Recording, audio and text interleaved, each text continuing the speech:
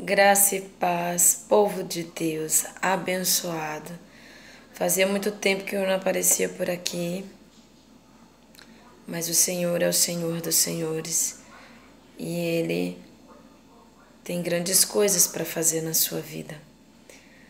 E é impossível que a nossa vida esteja baseada na criação dos filhos, nas nossas assertividades pessoais, nossa formação acadêmica. É impossível que a nossa vida seja somente isto. Tem que ter mais, porque o teu corpo pede mais, a tua alma expressa mais, e o que você tem que se completa, a sua metade da laranja, nunca foi outra pessoa, nunca foi outro ser, como um companheiro, como os filhos, como realização profissional. A tua metade que te falta é a presença real e verdadeira do Filho de Deus. Porque nós fomos feitos para nos completarmos a Ele. A nossa palavra de hoje está no livro de Oséias e eu queria ler para vocês o capítulo inteiro, porque o livro de Oséias é um livro profético. Jesus ainda não tinha nascido, ainda era o fato escrito, ainda era o verbo das coisas que o Espírito Santo de Deus já estava sobre aqueles homens e já falava pelo Espírito dele para nós, para que nós possamos ter acesso a esse livro e receber da palavra do Deus vivo e verdadeiro. Oséias 6 diz assim: Vinde e tornemos para o Senhor, porque Ele nos despedaçou e nos sarará, fez a ferida e ligará. Depois de 2 dias nos revigorará, e ao terceiro dia nos levantará, e viveremos diante dele. Conheçamos e prossigamos em conhecer o Senhor. Como a alva, a sua vinda é certa, e ele descerá sobre nós como a chuva, como uma chuva serôdia. Serôdia, o seu significado é fora de tempo. Será como uma chuva fora de tempo, que rega a terra.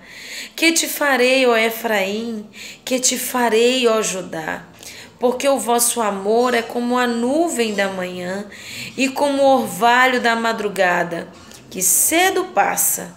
Por isso eu os abati por meio dos profetas. Ele intercedeu por meio dos profetas, para que dissessem o que estavam fazendo, que não estava em acordo com o Senhor. Pela palavra da minha boca eu os matei, e os meus juízos sairão como a luz. Sairão aqui na palavra está no tempo futuro. Então, quando Deus matou as nossas convicções, as convicções do homem de que Deus nunca pediu que fizesse, então a palavra de Deus sairia como a luz. Pois misericórdia eu quero, e não o sacrifício, e o conhecimento de Deus mais do que os holocaustos. Holocaustos, para quem não sabe, eram os animais que eram entregues e mortos no templo do Senhor em sacrifício a Ele. Deus está dizendo para mim e para você que o desejo dele na sua palavra é que nós o conheçamos mais do que o sacrifício que nós fazemos, mais do que o jejum, mais do que as orações, mais do que todas as coisas que são feitas a Deus. Ele quer e deseja que nós o conheçamos, que nós tenhamos intimidade com Ele, que nós possamos estar juntos, ver através de como Ele vê, fazer o que Ele faz e coisas maiores maiores nós faríamos no poder do seu nome. Perceba que o Senhor aqui no capítulo 2, ele diz: depois de 2 dias nos revigorará e no terceiro dia nos levantará para vivermos diante dele. Jesus Cristo passou 2 dias e meio morto, e no terceiro dia ele ressuscitou dentre os mortos, aonde ele disse que aquele que fielmente acredita que Jesus Cristo, que Deus o ressuscitou dos mortos, esse tem a vida eterna e jamais verá a morte. Essa promessa é para mim e para você. Hoje eu pergunto a vocês: nós temos conhecido ao Senhor? Nós temos conhecido a sua palavra? Ou estamos com as nossas maletas, como diz a pastora nordestina, que ela diz que nós andamos com uma maleta de desculpas. Nós não temos tempo para ler a palavra de Deus, nós não temos tempo para pensar e raciocinar. Nós estamos numa geração do tudo fácil, do fast food, do ligou, chegou, do não aguardar, de tudo é na hora. Nós não temos paciência. E a falta de paciência em nós produz a mortificação do nosso entendimento. Nós dizemos que esperamos em Deus, mas nós não esperamos. Nós dizemos que entendemos a Deus, mas nós não lemos a sua palavra. Quando nós verdadeiramente entendemos a palavra de Deus, nós quebramos toda e qualquer heresia que não vem da parte do Senhor. Nós quebramos qualquer autoridade que não seja o Filho de Deus, que venha a estar sobre nós, espiritualmente falando. Nós entendemos que nós precisamos de um Salvador e não há outro fora dele a quem eu possa pedir. Não há outro mediador entre Deus e os homens a não ser Cristo Jesus. Não há outro advogado a não ser Cristo Jesus, como afirma Paulo. Não há outro senão a Ele. É Ele que é majestoso, é Ele que é cheio de graça, é Ele que vem a misericórdia, é Ele que vem o amor, é por meio dele que nós fluímos em Deus. Hoje à tarde foi maravilhoso na minha casa. E com os dias são difíceis, atravessamos a criação dos nossos filhos, do qual eles não têm paciência, nós também não temos.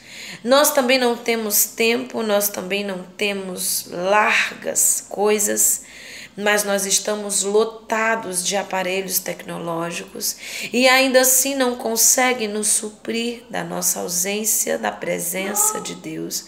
Porque tão logo a presença de Deus, ela não é ligada a um celular, ela não é ligada a uma televisão, ela não é ligada a um notebook. A presença de Deus, ela sai da sua palavra.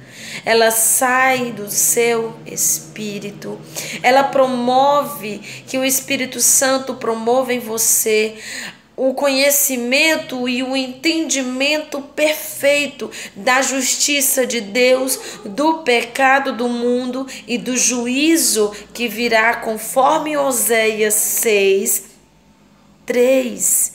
Ele virá como uma chuva serôdia que rega a terra. Ele virá fora de tempo. Ele virá e é certo.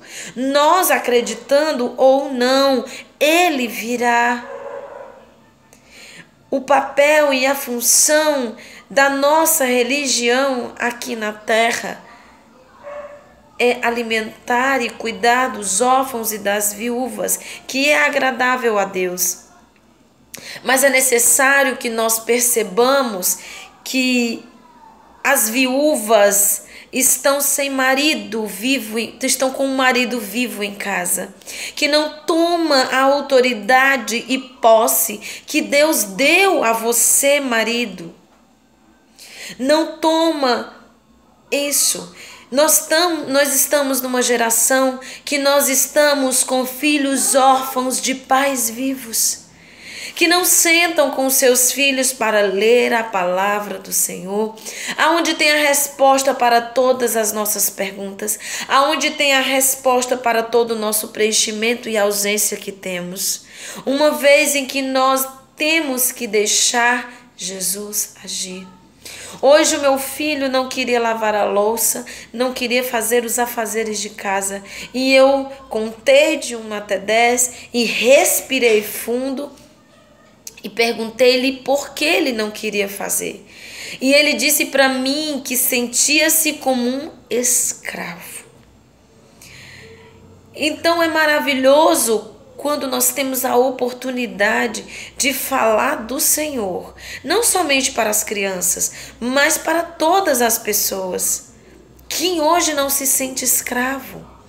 Talvez você aí está na sua casa, talvez você esteja passando numa situação difícil, talvez um câncer tenha te acometido, talvez você está num casamento que não está legal, talvez os teus filhos tenham te dado trabalho, os meus dão trabalho, e não é pouco, são muitos. E embora nós levamos eles para a casa do Senhor, eles dão trabalho. Talvez aquele vizinho está te importunando. Talvez uma situação interior, uma situação tua, está te olhando dizendo: eu sou feia, eu não consigo fluir, eu estou sem trabalho, ninguém me olha, ninguém me quer, Deus não te ama. Talvez essa seja a tua situação nesse momento. Mas eu quero te dizer uma coisa. Deus está por você. Perceba que em várias situações ele diz: mas aquele que beber da água que eu lhe der, se fará nele fonte de vida. Você ainda tem que beber a água. Ele diz em Apocalipse: em verdade vos digo, que aquele que ouvir eu bater a porta e abrir a porta, com ele entrarei, cearei com ele e ele comigo. Você ainda tem que abrir a porta. Perceba que ele diz: em verdade vos digo, aquele que ouvir as minhas palavras e as praticar, este eu terei como um homem prudente, que firmou a sua casa sobre a rocha. Você ainda tem que praticar a sua palavra. O girar a chave ainda é seu, ainda está com você. Então, nesse momento, agora que você está olhando esse vídeo, eu não tenho intenção nenhuma de ganhar curtida. Eu não tenho intenção nenhuma de que você veja a minha imagem. Eu não tenho intenção nenhuma de ganhar qualquer coisa que seja através da rede social. E já sabendo que o inferno vai se levantar contra a minha vida, porque você foi alcançado pela palavra do Senhor. Que eu não seja exaltada nesse momento, mas a palavra do Senhor, que deseja que você a conheça. Então, não importa qual a congregação que você vá, se você conhecer o Senhor, você saberá o que é certo diante de Deus e o que não é. Você é capaz de discernir o que é heresia e o que não é.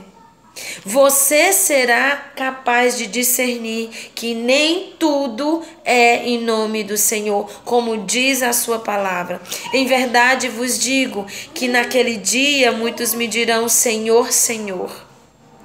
Mas nem muitos que dirão Senhor, Senhor entrarão no reino dos céus. Mas também diz a palavra: aquele que perseverar até o fim, este será salvo. Mas também diz a palavra: aqueles que piamente querem viver para Cristo padecerão perseguições. Mas também diz a palavra que Ele tem desejo de estar contigo. E continuando a história do meu filho, ele disse: eu me sinto um escravo, e eu aproveitei essa situação e falei do amor de Cristo. Se você se sente um escravo, a palavra de Deus diz que Jesus quebra os grilhões. Ele te tira da escravidão. A verdade diz: se conheceres a verdade vos libertará. A palavra de Deus diz: em verdade vos digo que se verdadeiramente o Filho vos libertar, verdadeiramente sereis livres. Então eu disse a ele: se você permitir que Jesus trabalhe por você, Ele vai lavar a louça por você, Ele vai fazer as suas coisas de casa por você, Ele vai trabalhar por você. Ele pagou o preço por você. Ele pagou a sua dívida, Ele pagou a sua conta. Mas a palavra de Deus também diz que Deus não habita em nada que o homem fez. Ele não habita num copo, Ele não habita numa garrafa, Ele não habita numa embalagem, Ele não habita na água. Deus não habita na água. Ele habita em coisas que Deus fez. E o que foi que Deus fez? Eu e você. Então imagina essa situação agora. Você vai dizer agora para o Senhor: Senhor, entra na minha vida, habita no meu coração e faz morada. E quando Jesus verdadeiramente fizer isso no seu coração, você sabe o que vai acontecer.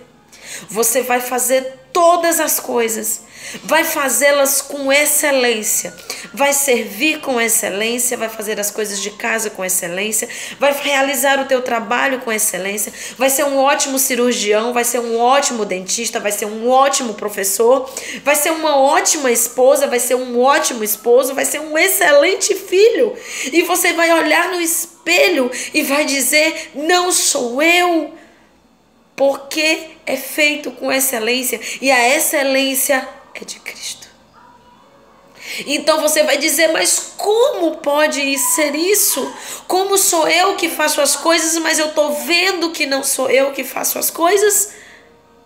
Nisto está o mistério do Senhor. Como ele disse para Nicodemos: tu, mestres de Israel, não te maravilhes de eu te dizer, vos é necessário era nascer de novo. Se eu te digo essas coisas agora e você não entende, como eu vou lhes dizer das coisas celestiais que vêm do céu, se você não entende as que eu estou te dizendo agora? Nisto diz essa coisa maravilhosa que eu aprendi essa semana. Nós trazemos dos nossos pais características físicas. Você carrega defeitos do seu pai, traços, manias, cabelo, olho, feição. Mas a tua alma, ela é forjada em quem te criou. Mesmo você sendo um grão dentro do ventre da sua mãe, Deus colocou a tua alma. E quando essa tua alma sente essa ausência de Deus, ela sente vontade de adorar, ela sente vontade de louvar, ela sente vontade. Mas como a palavra de Deus diz que no início nós nos apartamos de Deus, Romanos 3:23, porque todos pecaram e destituídos estamos da glória de Deus. Nós não vemos a glória de Deus, então nós não sabemos a quem adorar, nós não sabemos a quem louvar, nós não sabemos a quem nos prostrar. Então é necessário que reconheçamos o pecado, então aceitamos a cruz. E quando nós aceitamos a cruz, nós atravessamos a porta da ressurreição. Então nós matamos a nossa carne e recebemos o Espírito de Deus, voltando a ser 3: corpo, alma e espírito vivificante.